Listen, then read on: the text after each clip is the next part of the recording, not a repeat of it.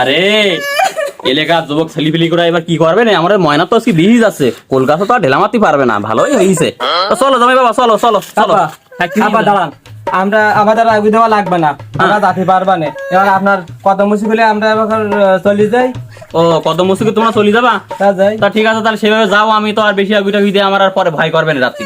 বাবা আমাদের তো অফিসিয়াল হয়ে গেছে, তা আমার বোমার পাশে দিয়ে ভালো দেখা যেত না? ও তোমার কথা হালনাগাদ হয়ে গেছে।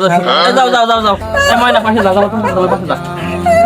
আচ্ছা শোনো শোনো, আর একটা শর্ত আছে আমার। এই ময়না তুই একটু থাম, তুই একটু থাম, তুই থাম, বাড়ি গিয়ে কান্দিস কোন বাসা রাত্রি।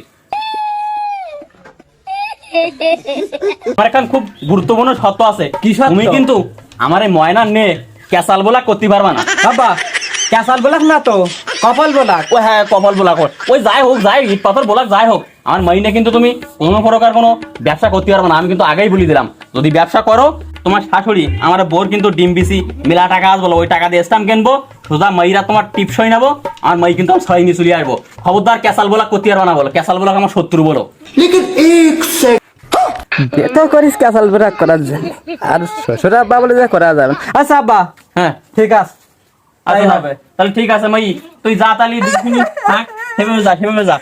দাদা দাদা ময়না, ওই বাড়িকে শাশুড়ি পায় কত মুসিকে খবরদার 150 টাকা নিস, তার কম নিহি যা যা যা যা যা যা, বিদায় দিলাম, যা যা। আমার কাছে শোনা দরকার যে আমার বিবাহিত যেমন কেমন কাটবে, আমার তো খুব ভয় করতেছে।